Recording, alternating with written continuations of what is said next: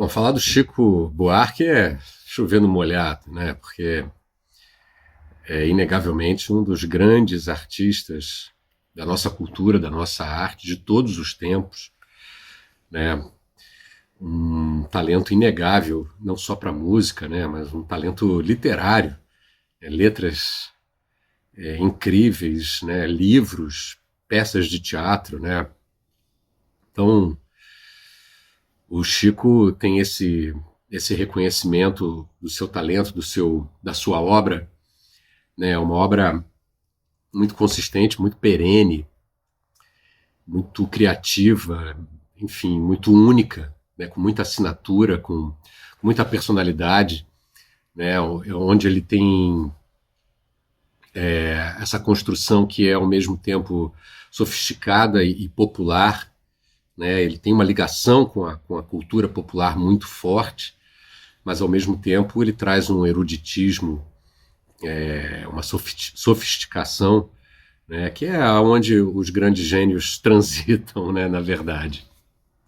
Eu gosto muito de falar sobre a produção do Chico ligada ao teatro, uma vez que eu também sou ator, e é onde eu tenho mais conhecimento.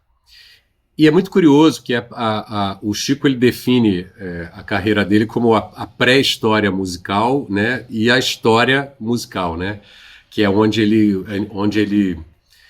ele finca um marco zero a partir daquele momento ali, é como se a coisa contasse profissionalmente, digamos assim.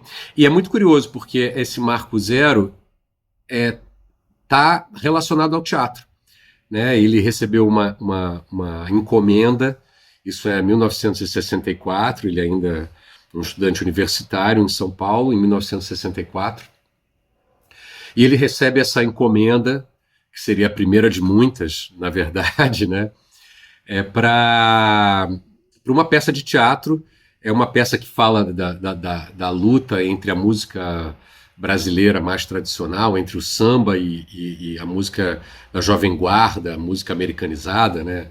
E, obviamente, puxando sardinha para o samba. E a música final seria a música original, a única música original dessa peça, que foi encomendada a ele, uma música que coloca o samba como vencedor dessa peleja, digamos assim.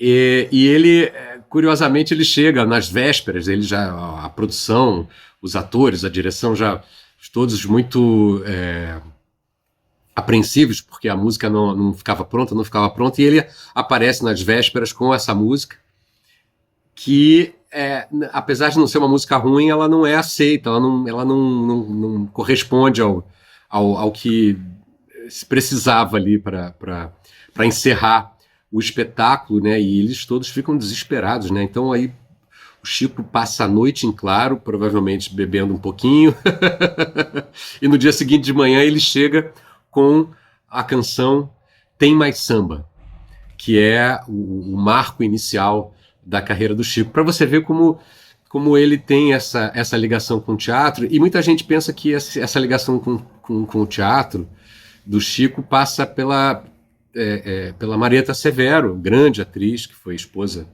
do Chico durante muitos anos, que deve passar também, mas não necessariamente, né? Tanto que em 65 ele ousa musicar o épico poema de João Cabral de Melo Neto, Morte e Vida Severina, que é um sucesso, uma peça que chega até a ter turnês, tem uma turnê pela Europa, inclusive, e tal.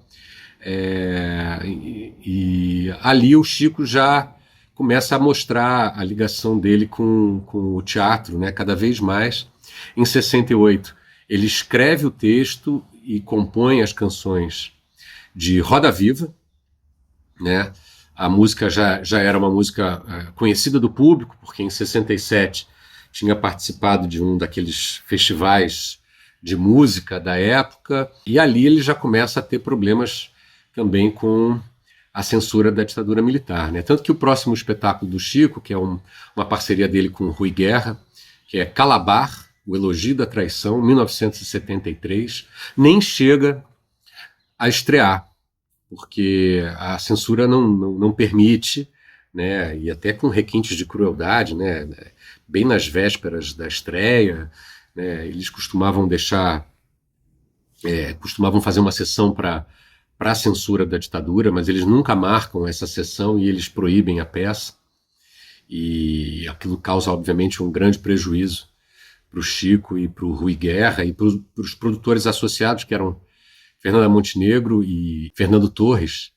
A peça só vai estrear lá pelos anos 1980, mas acaba se tornando um texto obscuro do Chico, né?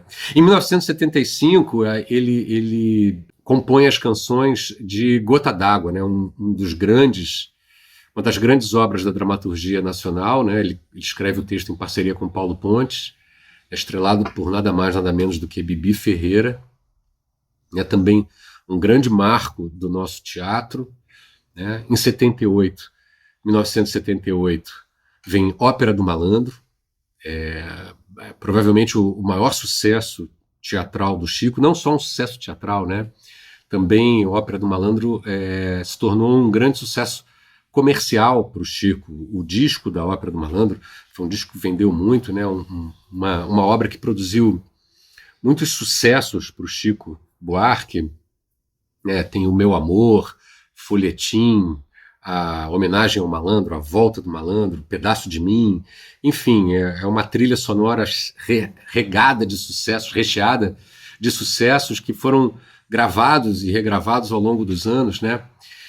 Porque o Chico tem a obra teatral do Chico tem essa grande capacidade de serem canções que não necessariamente precisam estar relacionadas com a história, com a dramaturgia, né? Ele consegue compor canções que, se você tirar daquele contexto, são canções que sobrevivem, né? Pela sua qualidade, pela sua universalidade, né? O Chico tem essa capacidade de fazer letras mais universalizadas, né? Universais, e que não precisam estar diretamente ligadas ao contexto da peça de teatro. Tanto que as trilhas que ele compôs, as canções que ele compôs para teatro sempre foram gravadas e regravadas ao longo dos anos, né?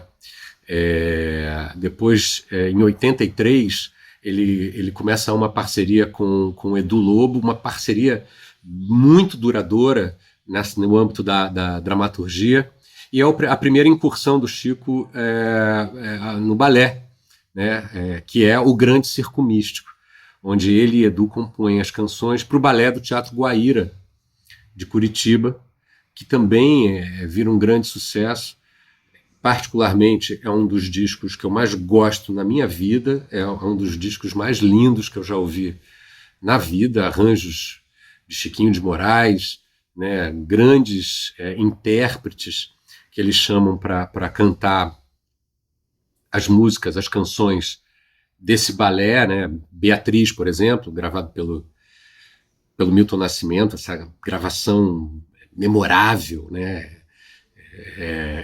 Dessa trilha, por exemplo. Então, essa parceria com o Edu vai se repetir aí agora ao longo dos anos, né?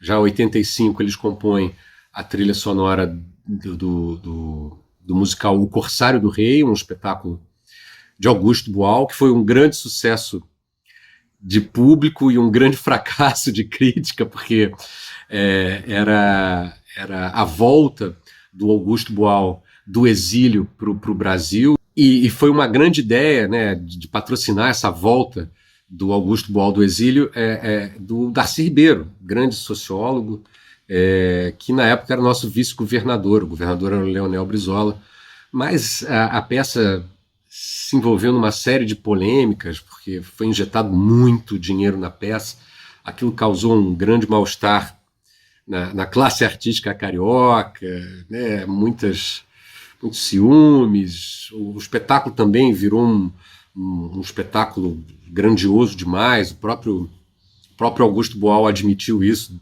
tempos depois e tal. E foi uma peça que envolveu política com cultura. Foi uma coisa que não era uma coisa comum na época, então a peça acabou tendo críticas bem grosseiras e tal, né? Em 88, o Chico e Edu compõem mais uma vez para o Balé do Teatro Guaíra, né, que é a Dança da Meia-Lua, né, mais uma leva de canções deslumbrantes, né, Valsa Brasileira, por exemplo, é desse momento, é dessa trilha. Na década de 90, o Chico passa em branco em relação a teatro, e ele e o Edu vão se reencontrar para comporem as canções de Cambaio, um espetáculo do João Falcão, direção musical do Lenine, uma trilha super interessante, que estreia em 2001. Então, assim, você vê que o Chico é um dos grandes compositores para teatro do Brasil. Talvez nem tanto pela quantidade, porque se a gente for lá atrás no teatro de revista, né, de Chiquinha Gonzaga ali até os anos 40, 50, 60, a gente vai ter grandes compositores para o teatro, mas sem dúvida o Chico tem uma obra muito, muito contundente, né, muito significativa para o teatro brasileiro. E eu, como ator, fico muito honrado também de saber que esse grande artista que é o Chico Buarque dedicou boa parte da sua obra para compor para teatro, para cinema, para balé, né, para o palco, né, para atores e atrizes cantarem suas músicas, né, isso é de uma relevância tamanha, né? Tanto que eu brinco que o Chico Teatro Buarque de Holanda, ele é para sempre.